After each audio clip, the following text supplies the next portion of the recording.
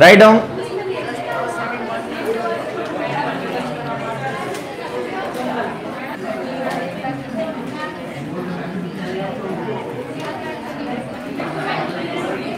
First लिखो primary cell, इसमें लिखो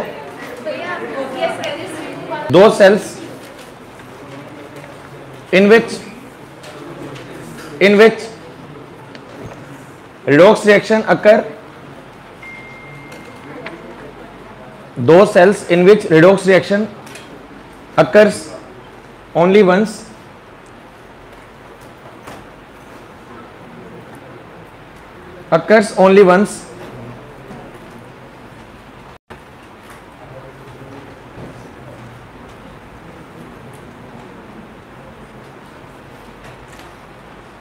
and cell become dead,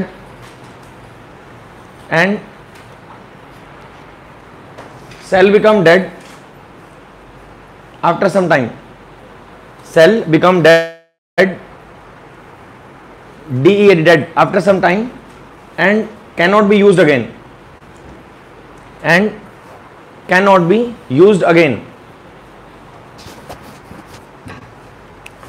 Example, dry cell and mercury cell. Example, dry cell and mercury cell. Second लिखो secondary cell.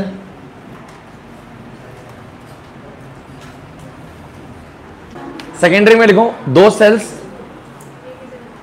Which can be recharged, those cells which can be recharge, RECHARGED, recharge by passing electric current. Those cells which can be recharged by passing electric current through them,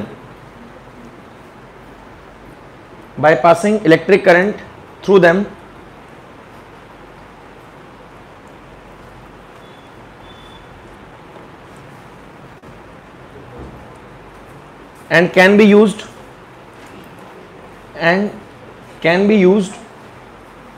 over and again,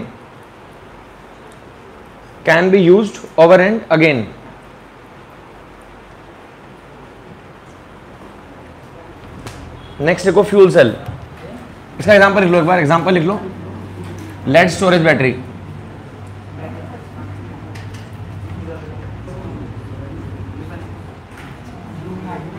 निकल cadmium battery.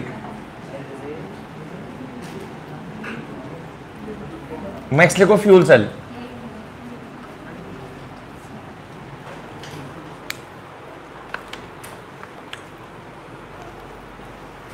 Fuel cell में लिखो those cells in which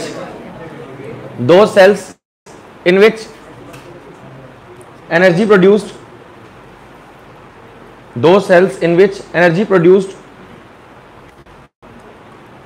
from combustion of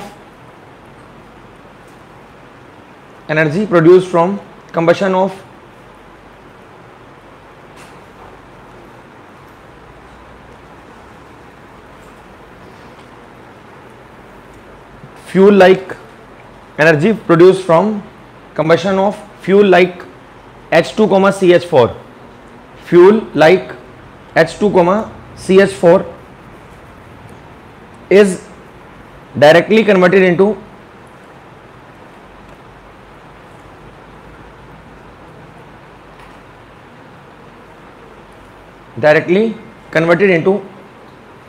electrical energy. Directly converted into electrical energy.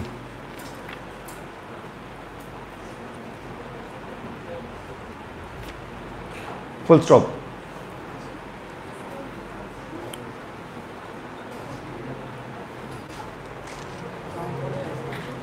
H2O2 fuel cell.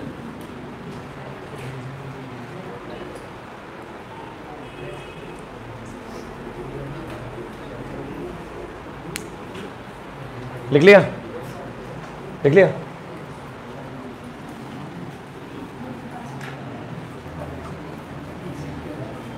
देखो हमें क्या पढ़ना है इस topic में, पढ़ लिया चैप्टर पिछले वाला सारा?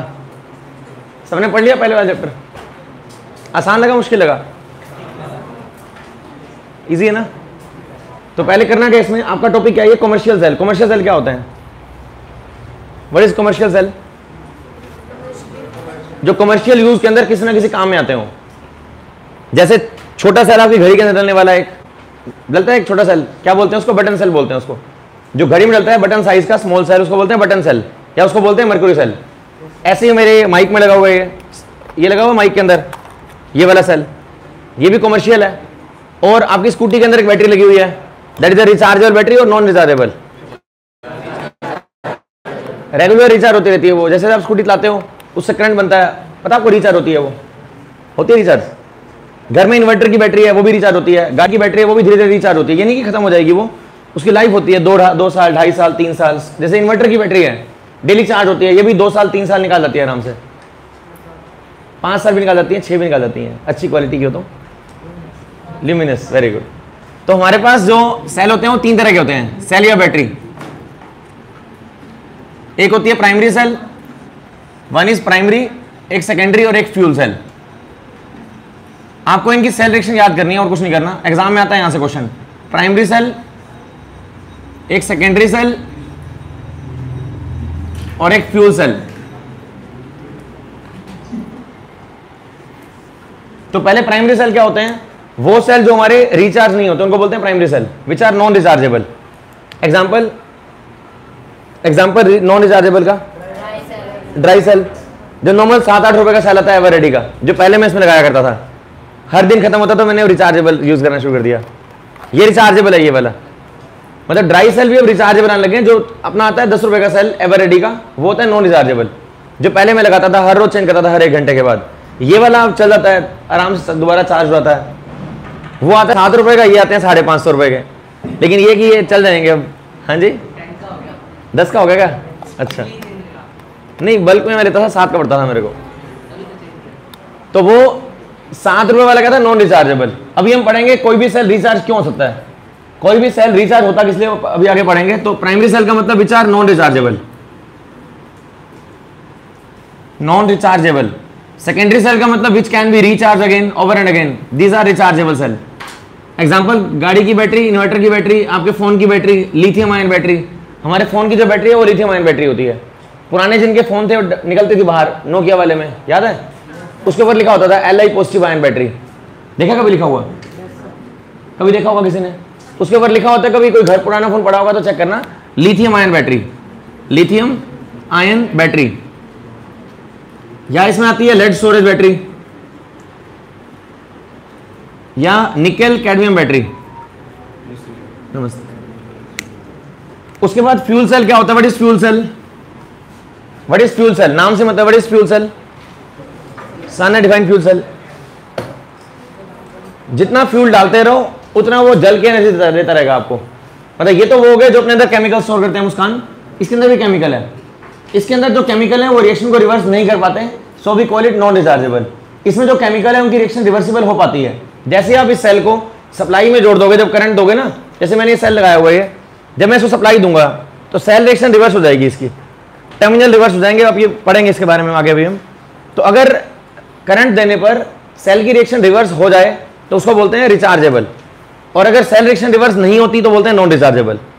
सेल की शक्ल वैसी है, देखो सेल की शक्ल तो वैसी है जैसे हम 7 रुपए पहले ब्लू कलर यूज करते थे एवररेडी का, वही सेम एवररेडी कंपनी का है अभी, ठीक है। मेरे बाप की कंपनी ने जो मार्केटिंग कर रहा हूँ, दिखाते नहीं अखबार, उसमें आगे ट्रेन में आते हैं, ये मसाला लो आप, आपके पेट की बदहजमी सब ठीक हो जाएगी। तो वो होते हैं लोकल, ये तो एवररेडी बेटा कंपनी है, मेरे बाप की नहीं है, कहीं सोचो ऐड करे जा रहा हूँ, ठीक है ना मन। तो तुम्हारी वजह तो निप्पो का लगाना अपनी घड़ी के अंदर, कोई दिक्कत नहीं है। हाँ ड्यूरासेल लगाना आप, और अच्छी कंपनी। तो इसमें रिचार्ज, अगर रिएक्शन रिवर्स हो जाएगी, इसमें होती है रिएक्शन रिवर्स। अभी हम रिएक्शन को पढ़ेंगे, अगर रिवर्स हो जाएगी तो उसको बोलेंगे सेकेंडरी सेल। रिएक्शन इरिवर्सिबल होगी तो उसको बोलेंगे प्राइमरी सेल, मतलब नॉन रिचार्ज। रिएक्शन अगर नहीं रिवर्स होगी तो रिचार्ज कैसे होगा आप बताओ? रिचार्ज करने के लिए उसके अंदर होने वाली रिएक्शन को रिवर्स करना पड़ता है। अभी रिएक्शन हम स्टार्ट कर रहे हैं 2 मिनट में। और फ्यूल सेल क्या होता है, इसके एग्जांपल है हमारे ड्राई सेल, और एक एग्जांपल है मर्क्यूरी सेल। थोड़ा जोर लगेगा इनकी रिएक्शन, सभी की रिएक्शन है बेटा, वो आपको लर्न करनी पड़ेगी। रिएक्शन आती है एग्जाम में जरूर, तो मैं सुनूंगा अभी क्लास के एंड में आज। अभी हम स्टार्ट करेंगे पहले फर्स्ट ड्राई सेल से। फ्यूल सेल क्या होता है, व्हाट इज फ्यूल सेल? जिसमें फ्यूल डालते रहो और एनर्जी लेते रहो। जैसे एग्जांपल है इसका, आप किसी रिसर्च प्रोग्राम में गए, मान लो रिसर्च के अंदर वहां आपको लगातार एनर्जी चाहिए, कहां से लाओगे? ना तो वहां आप करंट दे पा रहे हो, ना वहां आप उसके अंदर दोबारा दोबारा चीज बदलोगे। जैसे मान लो आप गए किसी रॉकेट में, या रॉकेट लॉन्च किया आपने, कोई तुम तो कहाँ जाओगे? कोई जा रहा है क्या चंद्रमा पे? है तैयारी किसी की? राकेश शर्मा जी गए थे क्या आपने? उसके बाद कौन गया था? कल्पना चावला वहीं गए थे क्या? वो जब आते हुए जब खत्म हो गए थे वो कल्पना चावला वहीं गए थे क्या चांद पे? और स्पेस में गए थे क्या? और चांद पे नील आर्मस्ट्रांग। चलो जो भी गए थे, तो उन रिसर्च प्रोग्राम के अंदर जो सेल डलते हैं वो होते हैं फ्यूल सेल। इसके बारे में पढ़ेंगे आगे जाके, रिसर्च वगैरह में काम आते हैं ये। नहीं, फ्यूल सेल क्या होगा? ऐसा एक डिवाइस जो फ्यूल की एनर्जी को बदलेगा इलेक्ट्रिकल एनर्जी में, इसको बोलते हैं फ्यूल सेल। और इन तीन टॉपिक से बहुत ठोक ठोक के क्वेश्चन आए हुए एग्जाम में, तो आएंगे बेटा जरूर। यहां से करें स्टार्ट।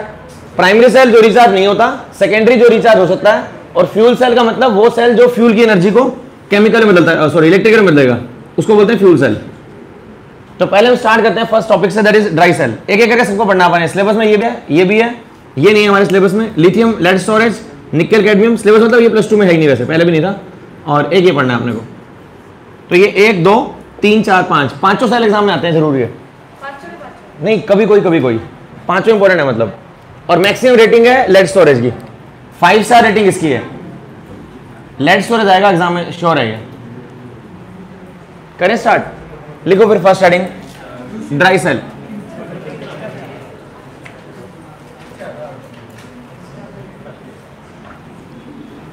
थोड़ा सा ना मेमोरी वाला काम है इस टॉपिक में, आपको सिर्फ लर्न करना है। न्यूमेरिकल तो है, खत्म हो गए इस चैप्टर के, न्यूमेरिकल खत्म हो चुके हैं। अब सिर्फ थ्योरेटिकल टॉपिक है ये वाला, रिएक्शन वाला टॉपिक है ये। इसमें आपको लर्न करना है, पहले लर्न करना है एनोड क्या लोगे, कैथोड क्या लोगे। हर सेल के बारे में 4 बातें याद करनी है, एनोड, कैथोड, इलेक्ट्रोलाइट और सेल रिएक्शन। और मैं भी ये टॉपिक करवाते सुनूंगा आपसे चारों चीजें हर सेल की।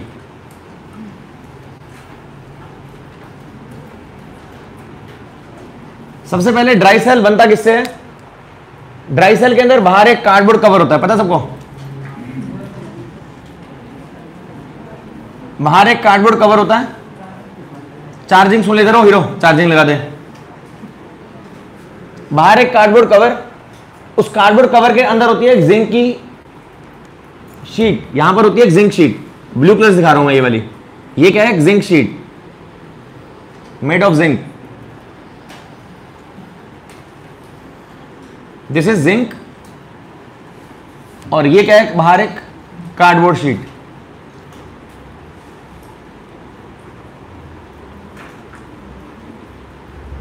सेंटर में एक इलेक्ट्रोड होती है। कभी आपने खोला हो, कभी खोला है? कभी तोड़ा नहीं सेल को? छोटे से 7-8 रुपए सेल को तोड़ा होगा। एक ब्लैक कलर की रोड निकलती है ग्रेफाइट की, देखी हुई सभी ने? टूटता नहीं है, हथौड़े से तोड़ना पड़ेगा, टूट जाता है। बहुत इतना भी नहीं होता कि टूट जाएगा। हाँ, अंदर से एक ब्लैक कलर की रोड निकली ग्रेफाइट की, हाँ टूट जाएगी वो निकालते निकालते। यहां पर होती है एक ब्लैक कलर की road made of graphite.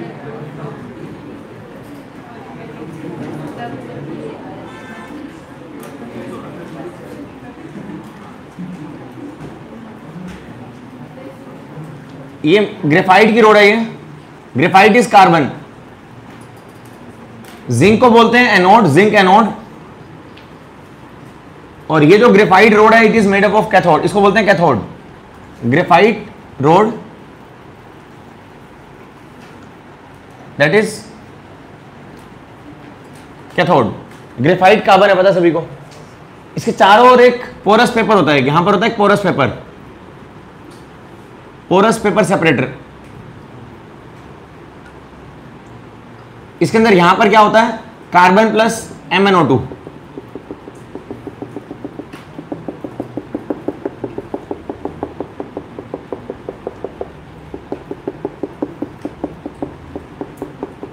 This is porous paper lining.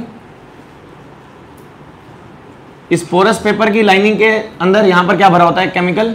That chemical is MnO2 plus coke. MnO2 plus carbon, carbon is Coke.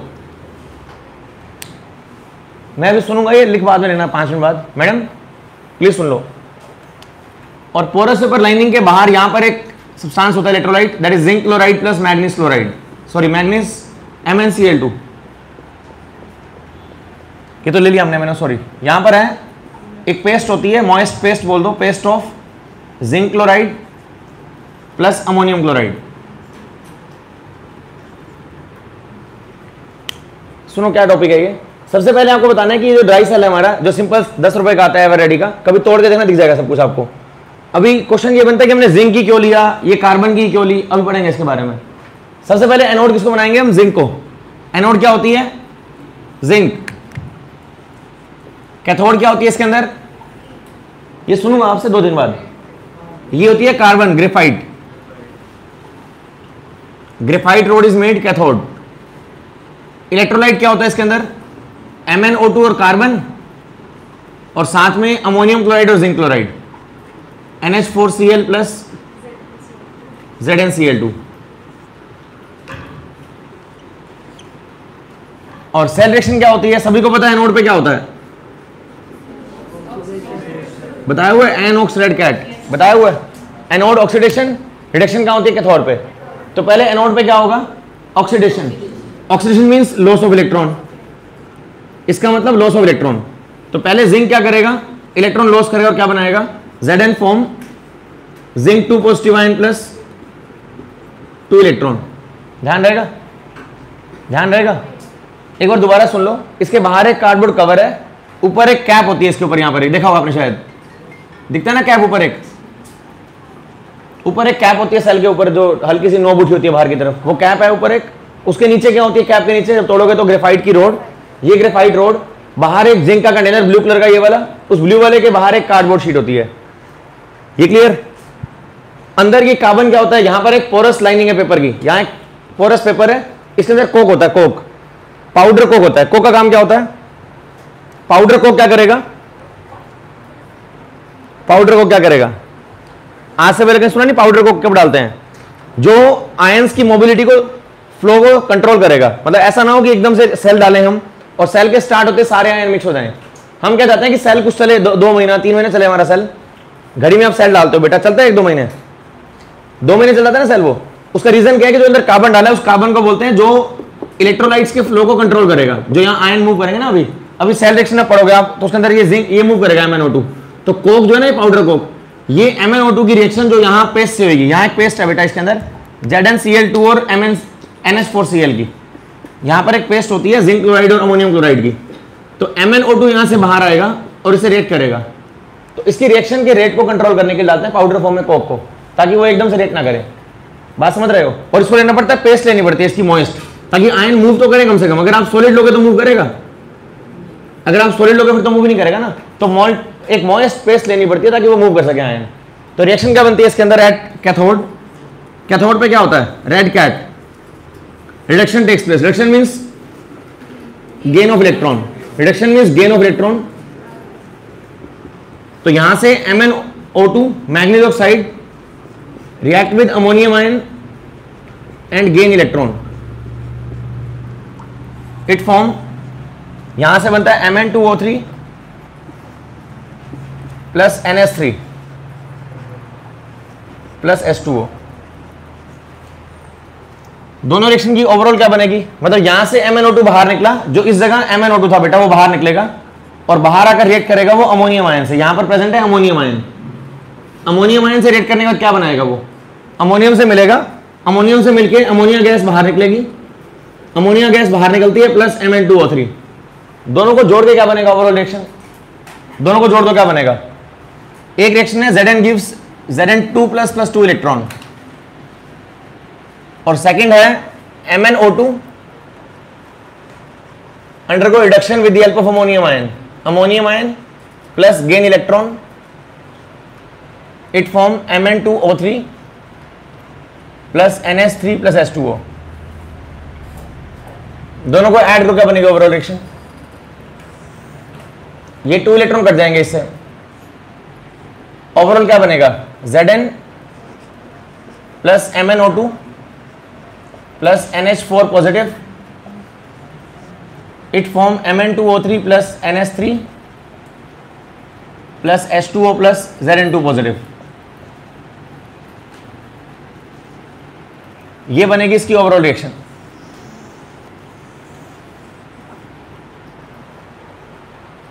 यहां तक क्या हुआ, एक बार दोबारा सुनो।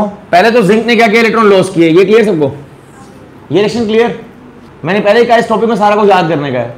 क्या याद करना है कि कैथोड क्या बनाएंगे, एनोड क्या बनाएंगे। अब तुम्हारे बच्चे पूछते हैं कि जिंक ही क्यों लिया सर, आयरन ले लेते या कुछ और ले लेते हैं। यहाँ पर जिंक ही क्यों लिया?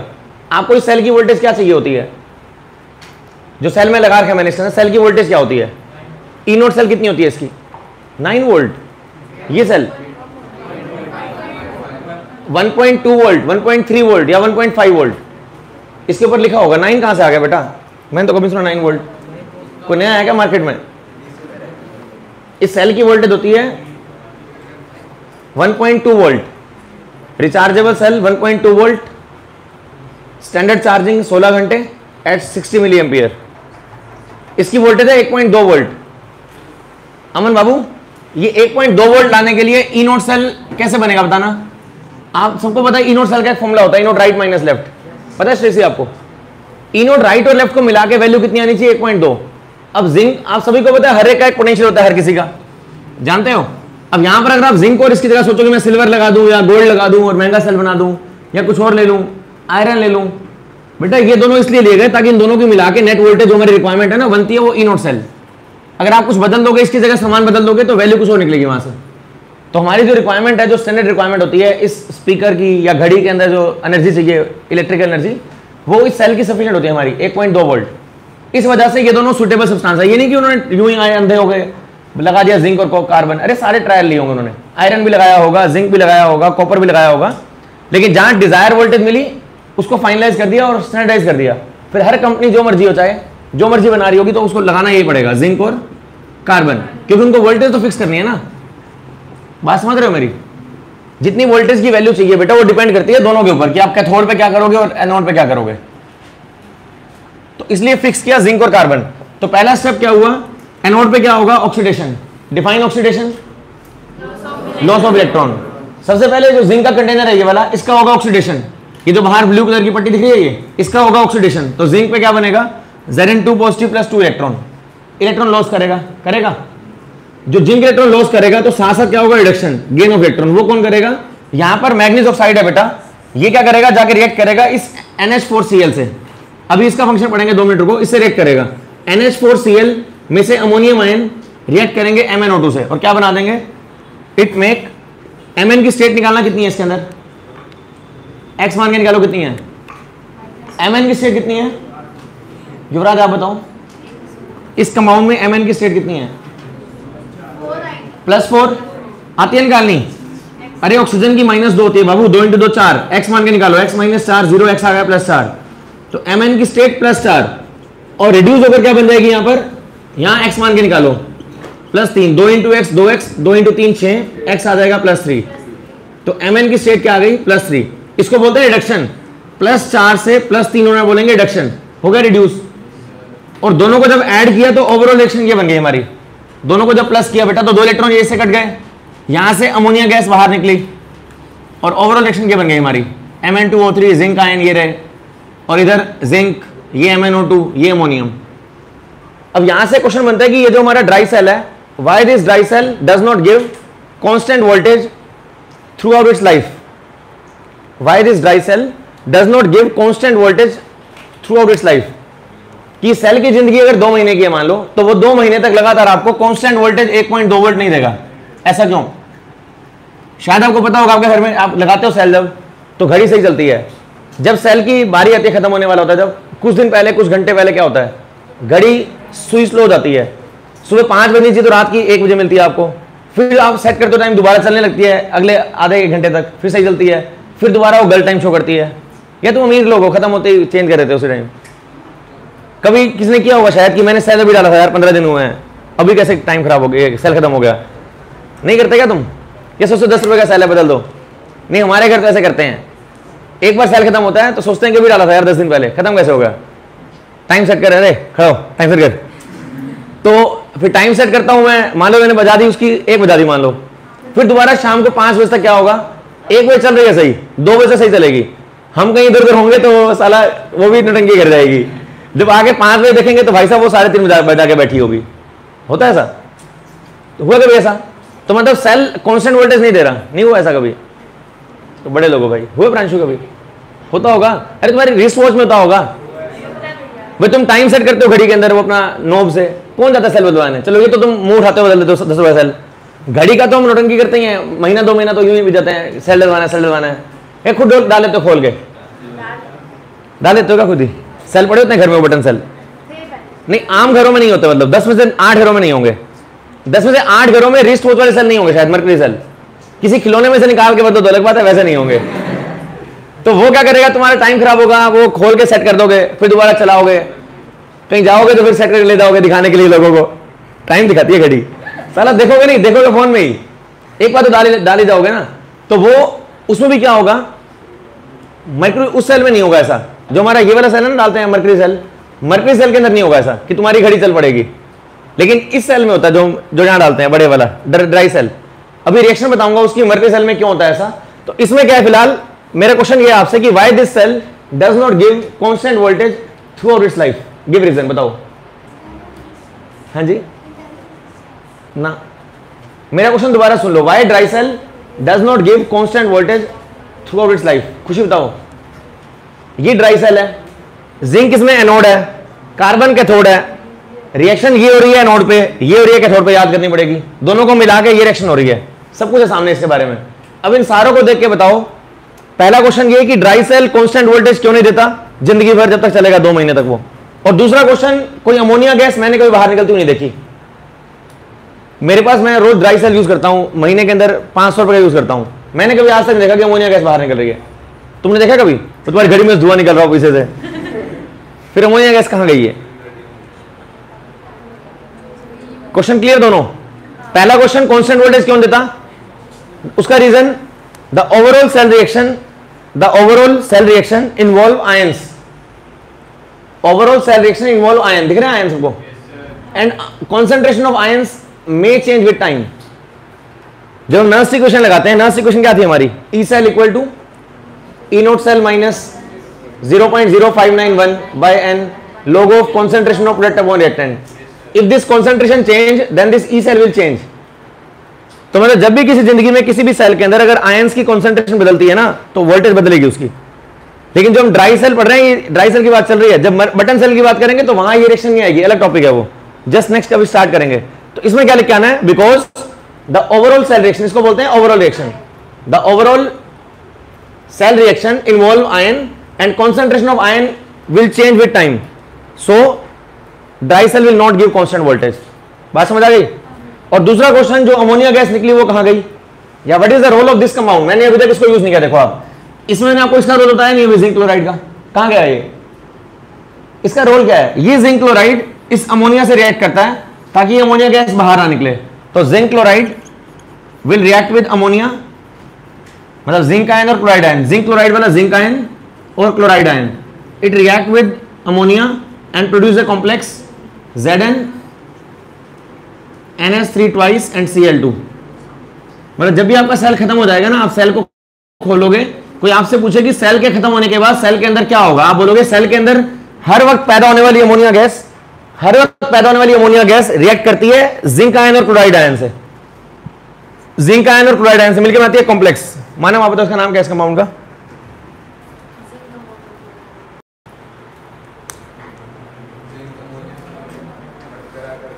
मानव कोऑर्डिनेशन कंपाउंड है, कोऑर्डिनेशन कॉम्प्लेक्स। 11th में कभी नाम बताया था इसका मैंने, coordination ligand, ligand central metal, नाम बताना, सोच लो 2 मिनट, आ जाएगा याद। इसका नाम डाईअमाइन डाईक्लोरो जिंक, इनको बोलते हैं लिगेंड। अपना जस्ट आज से 1 हफ्ते में शुरू करेंगे चैप्टर को, आज से ठीक 7 दिन के बाद हमारा फर्स्ट टॉपिक यही है, how to name this compound. और ऐसा एक कंपाउंड नहीं, ऐसे 100-150 कंपाउंड पढ़ोगे आप सारे इन कोऑर्डिनेशन इनऑर्गेनिक में। इसका नाम है डाईअमाइन, ये ऑर्गेनिक की नेमिंग नहीं है बेटा, इनऑर्गेनिक की नेमिंग है, डाईअमाइन डाईक्लोरो जिंक, ये इसका नाम है, डाईअमाइन डाईक्लोरो जिंक। इसकी स्टेट निकालते हैं, X मान के निकाल लेना वो भी, क्लोरीन की स्टेट -1 होती है, इसकी x होती है, इसकी 0 x plus 0 minus 2 equal to 0, तो x आएगा 2। तो जिंक के ब्रैकेट में उसकी स्टेट लिखते हैं +2। ये नाम कैसे लिखा तुम टेंशन ना लो, हर बच्चे को आ जाएगा नाम लिखना ये, लेकिन एक हफ्ता वेट करना पड़ेगा। अभी याद कर लो बस, डाईअमाइन डाईक्लोरोजिंक। एक हफ्ते बताऊंगा कि इसको लिगेंड बोलते हैं, this is central metal ion, ये उसकी स्टेट। अभी अब तक मत हो प्लीज, नाम लिख लो बस इसका। मेरी बात समझ आ रही है? अगर ये सेल आपके घर में पड़ा रहे मान लो 2 साल तक, तो क्या ये सेल 2 साल बाद काम करेगा? ये सेल आपने आज लगाया, काम कर रहा है। यही सेल बंद पन्नी के अंदर तुम्हारे घर पड़ा रहे 2-3 साल तक, 5 साल तक पड़ा रहे, फिर आप सोचो कि मैं आज घर में डाल दूं इसको, तो काम करेगा? करेगा? हाँ, अनयूज पड़ा रहे, मतलब क्या इसकी एक्सपायरी होती है नहीं होती? I think poison also have expiry date. I think poison also have some expiry date. कि आप पॉइजन ले रहे हो, उसे तो मर जाओगे, अगर पॉइजन एक्सपायरी होता तो मरोगे नहीं। हाँ, इंसेक्टिसाइड आते हैं, इंसेक्टिसाइड डीडीटी वगैरह आते हैं, उनके पीछे लिखा होता है बेस्ट बिफोर, कंसंट्रेशन खत्म हो जाएगी। हाँ, ये भी हो सकता है, वैसे नहीं, अगर यूज नहीं करे तो फिर खत्म नहीं होगी, कुछ और होगा। फिर मैं दोबारा पूछ रहा हूं, सभी को पता होगा जो आप मेडिसिन लेते हो उसकी एक्सपायरी होती है, एक्सपायरी के बाद क्या वो पॉइजन बन जाती है? Answer is no. एक्सपायरी के बाद उसका जो इफेक्ट है वो खत्म हो जाएगा, जरूरी नहीं है क्या पॉइजन बनेगी वो। मान लो कॉम्बिफिलम है, उस पर लिखा होता है कि बेस्ट बिफोर जनवरी 2024। अब तुम जनवरी 2025 में खाओगे तो मरोगे थोड़ा उसको खाने से, जरूरी नहीं कि पॉइजन बन जाएगा वो। एक्सपायरी का मतलब उसके बाद जो उसके अंदर सोल्ट है बेटा, वो अपना जो काम करना है उसको काम नहीं कर पाएगा। मतलब वो दवाई जिसलिए ले रहे हो आप, वो अपना काम नहीं करेगा, कुछ और काम करेगा वो। क्या पता वो पॉइजन बने या ना बने, जरूरी नहीं है कि तुम मरोगे। मतलब एक्सपायरी दवाई खाने से मरते हैं आदमी, ये कोई रूल नहीं है ऐसा जिंदगी में। बात समझ रहे हो? मर सकते हैं, लेकिन हाँ क्या पता उसका ऐसा कन्वर्ट हो जाए वो उस एक्सपायरी डेट के बाद कि वो पॉइजन बन जाए। अरे तुम कहीं भी जाते हो यार, केचप लेते हो आप, अब क्या पता केचप का जो पाउच है वो कितना पुराना है उसके पास। किसी दुकान पे चले गए आप, किसी ऐसे ढाबे पे चले गए जहां वो साले, क्या पता उनका वो चीज बिकती है नहीं बिकती हो, तुम वहां जाके वो खा लो उनका सामान, तो तुम मर जाते हो क्या? फूड पॉइजनिंग हो जाएगी, लूज मोशन लग जाएंगे, मरोगे नहीं बेटा। और क्या पता ना भी लगे, होता है ऐसा, या खाते ही नहीं ऐसी जगह पे कहीं। वैसे तो खाना भी उस जगह चाहिए जहां रनिंग में काम चलता हो, ठीक है? तो इसमें इसका आंसर क्या आएगा बताओ अब, कि ये सेल डेड हो जाएगा कुछ महीनों बाद, कुछ सालों बाद, बिना यूज किए भी। ऐसा क्यों बताओ वजह? ये ड्राई सेल है, आपने इसको 6 साल यूज नहीं किया, बिना यूज किए डेड क्यों हो गया ये? Why this cell have some expiry date? उसका रीजन है ये जो जिंक कंटेनर है, ये वाला, ये जो बाहर जिंक का दिख रहा है आपको बर्तन, ये zinc container will corrode after some time. ये जिंक जंग ले जाएगा इसके ऊपर, क्योंकि यहां पर जो लेयर है बेटा ये वाली, दिस इज मॉइस्ट लेयर। ये जो लेयर है ना ये वाली, यहां पर होती है मॉइस्ट लेयर, पेस्ट होती है ये मॉइस्ट, उसकी वजह से ये लगातार टच में रहेगी इसके, तो जंग तो लगेगा। तो कई सालों बाद अगर उठाओगे तो आपको जंग लग जाएगा, जंग लग जाएगा तो बेटा यूज ही नहीं होगा ये वाला, ये जिंक अपना काम ही नहीं करेगा, काम नहीं करेगा तो इलेक्ट्रॉन लॉस नहीं करेगा, ये रिएक्शन स्टॉप हो जाएगी। तो बच्चे कहते हैं कि लेते क्यों मॉइस्ट उसको? मैंने भी बताया आपको, मॉइस्ट लेना मजबूरी है बेटा। अगर मॉइस्ट नहीं लोगे तो आयन फ्लो कैसे करेंगे? अगर आप सॉलिड ले लोगे तो आयन फ्लो नहीं करेंगे, इसलिए अपने को मॉइस्ट लेना पड़ता है इसको। तो इसलिए सेल के अंदर जो सामान है वो हम चेंज नहीं कर सकते भाई, मॉइस्ट है तो मॉइस्ट लेना पड़ेगा ताकि आयन मूव कर सके। बात समझ रहे हो? जैसे आप कह दो कि मॉइस्ट लिया क्यों, फिर जब जंग लगता है तो मॉइस्ट मत लो, फिर सूखा ले लो। बच्चे कहते हैं सूखा ले लो, अरे चलेगा कैसे? फिर सूखा ले लोगे तो आयन चलेंगे कैसे? आयन चलेंगे नहीं तो करंट कैसे बनेगा? आप बताओ, आयन तो चलाने हैं अपने को, तो मजबूरी है मॉइस्ट लेना पड़ेगा और जिंक ही लेना पड़ेगा। जैसे हमारा क्या पता कोई, जैसे आपका सेल है ड्राई सेल या कोई, तो इंस्ट्रूमेंट जो भी आप मशीन में डाल रहे हैं उसको, उसकी जो एसेसिबल वोल्टेज है हम चाहते हैं कि उतनी दें उसको, हम ना ज़्यादा दें ना कम दें। तो इसलिए हमारे जो इलेक्ट्रिकल अप्लायंसेज है ना सारे, वो सारे कम वोल्टेज पे काम करते हैं। स्टैंडर्ड है सभी के लिए, हाँ 1.2। और ज़्यादा चाहिए होता है तो इस सेल की जगह बड़े सेल आते हैं, रो बैटरी 9 वोल्ट की, और बड़ा चाहिए तो बैटरी बड़ी कर देंगे, इसके अंदर चेंज नहीं कर सकते वो, ठीक है? मैं एक बार दोनों क्वेश्चन लिखवा रहा हूँ, अभी थ्योरेटिकल लिखवा रहा हूँ, एक बार ये नोट कर लो बस। नोट लिखो एक, the NS3 formed, the NS3 formed is not liberated as NS3 formed, अरे लिख लो फटाफट, NS3 form, FORMED formed is not liberated as gas, is not liberated as gas but combine immediately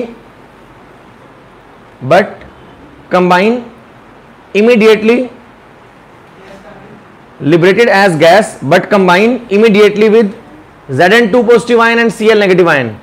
Combine immediately with Zn2 positive ion and Cl negative ion. लिख लिया? To form a complex salt,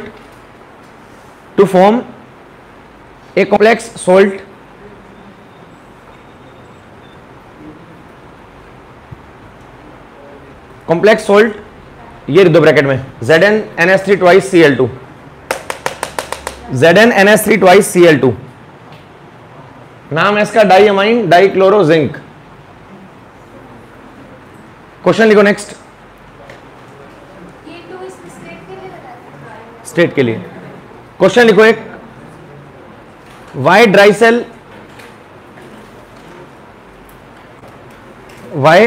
cell become dead after some time. Why dry cell become dead after some time?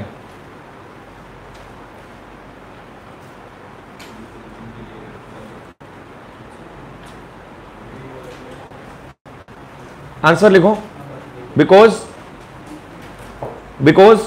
acidic NH4Cl, because acidic NH4Cl corrode the zinc container, acidic NH4Cl corrode, CORRODE, corrode the zinc container even when cell is not in use,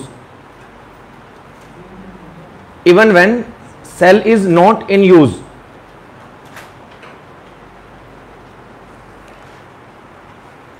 question लिखो next. Why dry cell does not give constant voltage? Question लिखो, why dry cell does not give constant voltage throughout its life? Why dry cell does not give constant voltage throughout its life? लिख लिया? Answer लिखो।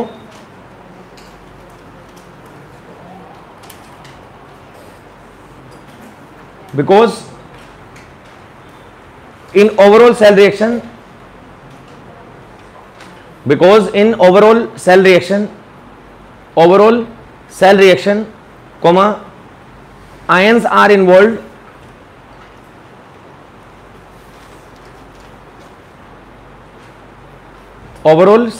comma, ions are involved, comma, whose concentration may changes with time. Whose concentration may changes with time. So EMF of cell changes. So EMF of cell changes.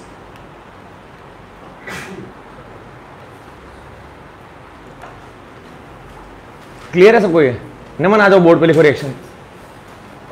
आ जाओ, खड़े हो जाओ। अब मैं ये रिएक्शन लिखवा रहा हूँ हर एक बच्चे से बार बार, ताकि तुम्हें याद हो जाए। अंशिका आ जाओ फटाफट। आपको बताना है इसमें कैथोड क्या होगा, एनोड क्या होगा और रिएक्शन क्या होगी। नमन बाहर आओ बेटा, अब पढ़ना है इसको। अभी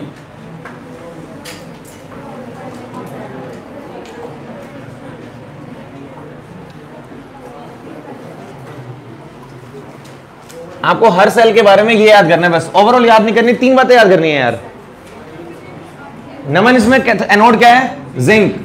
कैथोड क्या है? कार्बन या ग्रेफाइट बोल देना। Electrolyte MnO2 plus carbon and NH4Cl plus ZnCl2। याद है? ये याद है? रिएक्शन बस 2 याद करनी है। एक जिंक, एनोड पे क्या करेगा? Zinc 2 positive ion plus 2 electron, हो गई याद। और दूसरी रिएक्शन याद करनी है कि manganese oxide MnO2 react with ammonium ion, ये रिएक्ट करेगा अमोनियम आयन से, NH4 पॉजिटिव आयन, और गेन करेगा इलेक्ट्रॉन। यहां 2 इलेक्ट्रॉन लूज किया, यहां 2 गेन कर देना, और क्या बनाएगा? Mn2O3 प्लस अमोनिया गैस और प्लस पानी। इसके अंदर मॉइस्चर ये बोल देना NH4Cl अमोनियम क्लोराइड। ये किससे बनता है? ये बनता है अमोनियम हाइड्रोक्साइड और HCl से। पता है किसी को? बेटा ये सोल्ट है, ये किससे बनता है? एक स्ट्रॉन्ग एसिड और वीक बेस, एक स्ट्रॉन्ग एसिड और एक वीक बेस से बना हुआ सोल्ट है ये, पता है?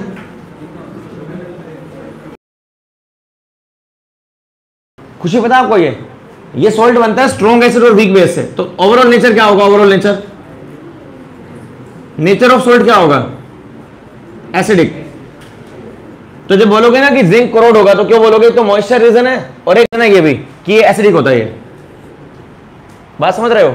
कभी पढ़ा होगा acid corrode the metal, 10th class में पढ़ा होगा एसिड कोरोड द मेटल। तो जो ये सोल्ट है बेटा, ये वाला अमोनियम क्लोराइड, यहां पर ये अमोनियम क्लोराइड एसिडिक होता है, जो यहां भरा होता है इस जगह, इस मेटल को कोरोड कर देगा, इसलिए सेल पड़ा भी खराब हो जाएगा आपका। ये अगर ये सेल पड़ा रहे ना 6 महीने, साल, 1 साल, 2 साल, तो खराब हो जाएगा सेल। ये सेकेंड है मर्करी सेल।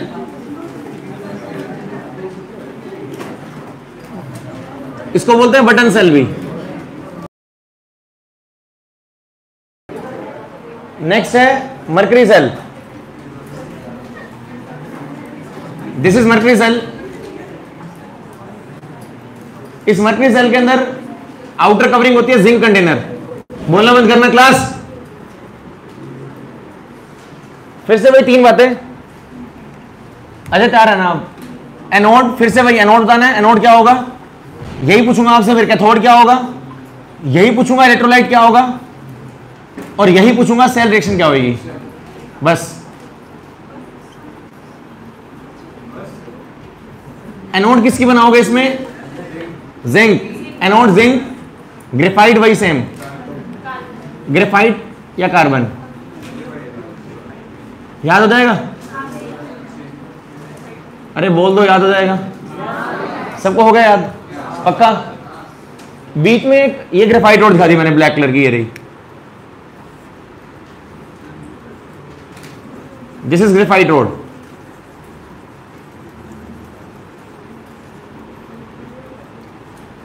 इसकी बाउंड्री पे वही से पेपर सेपरेटर, इसको बोलते हैं paper separator, paper lining, porous paper lining. This is porous paper lining. ठीक है, हो जाएगा याद? इलेक्ट्रोलाइट यहां पर डालते हैं, इलेक्ट्रोलाइट इस जगह। इलेक्ट्रोलाइट का नाम क्या होता है? हिमांशु गिरधर ऑक्साइड।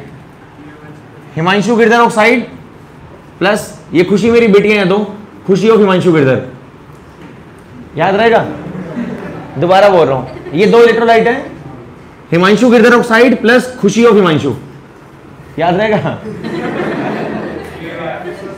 याद रहेंगे दोनों? तो ये दोनों क्या इसमें इलेक्ट्रोलाइट? कोई दिक्कत तो नहीं है? Very good.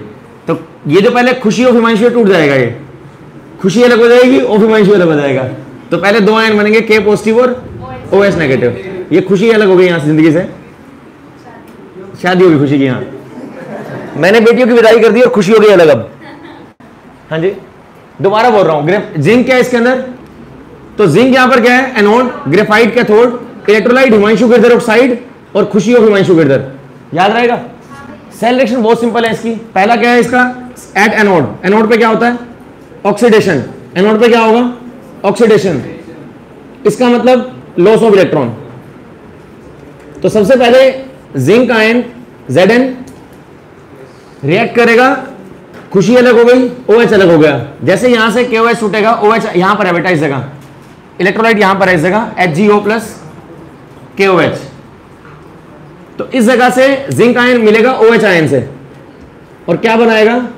Zinc oxide plus H2O plus electron. एक रिएक्शन याद करना, दूसरे वाले अपने याद हो जाएगी। और कैथोड पे क्या होगा? एट कैथोड, बैलेंस करने के लिए 2 लगा देंगे यहां पर। At cathode reduction takes place. Reduction means gain of electron.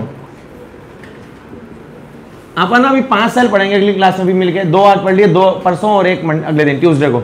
याद रखना, जिस सेल में यहां पर OH होंगे ना, तो हमेशा उधर वाटर बाहर निकलेगा और इलेक्ट्रॉन बाहर निकलेंगे। हर सेल में फिक्स है ये। इधर OH होगा, उधर वाटर निकलेगा, वहां इलेक्ट्रॉन निकलेंगे। और अगले वाले रिएक्शन में उल्टा हो जाएगा। अगले वाले में हिमांशु गिरधर ऑक्साइड रिएक्ट करेगा किस पे? वहां से वाटर लेगा, ये वाला वाटर और इलेक्ट्रॉन गेन करेगा और वापस बना देगा Hg plus 2 OH negative ion, मतलब रिएक्शन रिवर्स हो जाएगी बस। जैसे यहां पर क्या था, OH ने क्या दिया, वाटर प्लस इलेक्ट्रॉन, दिख रहे हैं। इसमें यहां पर क्या है, OH आयन, ये OH आयन, उधर निकलेगा वाटर और इलेक्ट्रॉन, याद रहेगा। जब भी किसी भी रिएक्शन में सेल के अंदर एक तरफ OH होगा तो वहां वाटर और इलेक्ट्रॉन निकलेंगे बाहर, और मेटल का क्या बन जाएगा, ऑक्साइड बन जाएगा। अगले वाले में रिवर्स हो जाएगा, जो वाटर इलेक्ट्रॉन राइट साइड है ना, देखो ये वाटर, ये देखो राइट साइड, ये रहा वाटर, ये रहा इलेक्ट्रॉन, ये यहां दिखा दो वाटर और इलेक्ट्रॉन, और जो OH पर लेफ्ट साइड है, तो ये दो आसानी से याद होंगी। यहां पर क्या है, OH, इधर क्या है, H2O और इलेक्ट्रॉन। अगले वाले में रिवर्स होगा, H2O प्लस इलेक्ट्रॉन गेन होंगे और OH बाहर निकलेगा। अब ओवरऑल जब ऐड करोगे दोनों को तो क्या बनेगा, ओवरऑल रिएक्शन क्या बनेगी, व्हाट इज ओवरऑल रिएक्शन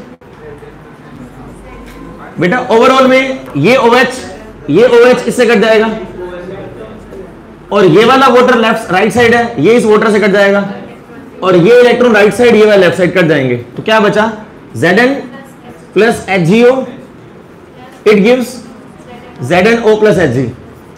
इस ओवरऑल रिएक्शन कोई आयन बचा, कोई आयन तो नहीं है, so this give constant voltage. As overall reaction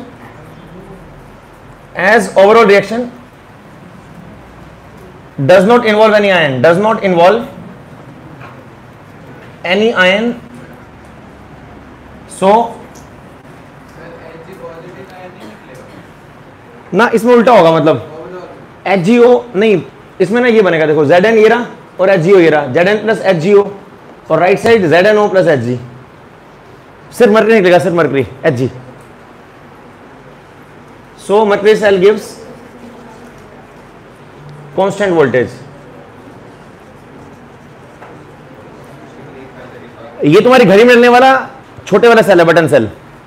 तो रिएक्शन कैसे याद होगी इसकी, बहुत सिंपल है, दोबारा देख लो। Zn plus OH ion, it form ZnO plus H2O plus electron.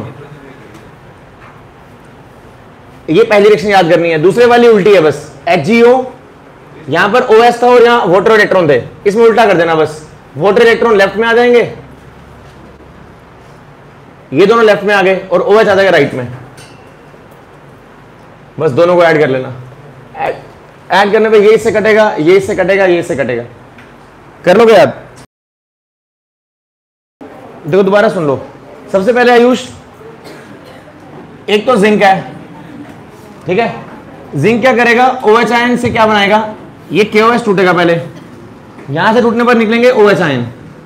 Zinc की एबिलिटी होती है, वो बनाता है जिंक ऑक्साइड, ये इससे मिलकर बनाएगा जिंक ऑक्साइड, प्लस हाइड्रोजन बनाएगा वाटर मॉलिक्यूल, और प्लस इलेक्ट्रॉन। बैलेंस करने के लिए 2 लगा देना, यहां पर बैलेंस बाद में कर लेना अपने हिसाब से। एक रिएक्शन याद कर लो, ये वाली, ये तो याद करनी पड़ेगी आपको। एक याद कर लो, दूसरी इसकी उल्टी है बिल्कुल। भाई एनोड पे तो ये हो गया, ये रिएक्शन हो गया एनोड पे, ऑक्सीडेशन। कैथोड पे क्या होता है, रिडक्शन। एनोड पे क्या होता है, oxidation. What is oxidation, addition of oxygen. What is oxidation, zinc से बन गया जिंक ऑक्साइड। और कैथोड पे क्या होता है, रिडक्शन। रिडक्शन में HgO से Hg बनेगा, इसको बोलते हैं रिडक्शन, इसको बोलते हैं रिडक्शन। और साथ में क्या दिखाओगे बेटा, जो उसके राइट में है, जो राइट में है वो लेफ्ट में आ जाएगा, जो लेफ्ट में है वो राइट में आ जाएगा। मतलब ये लेफ्ट में है, ये राइट में आ जाएगा, और जो उसके राइट में है वो इसके लेफ्ट में आ जाएगा। समझ गए, जो इसके लेफ्ट में है बेटा ये तो राइट में आ गया, और जो राइट में है वो लेफ्ट में आ गया। इसने इलेक्ट्रॉन लॉस किए, ये रे लॉस हुए हुए, इसने गेन कर लिए, ये रे गेन कर लिए।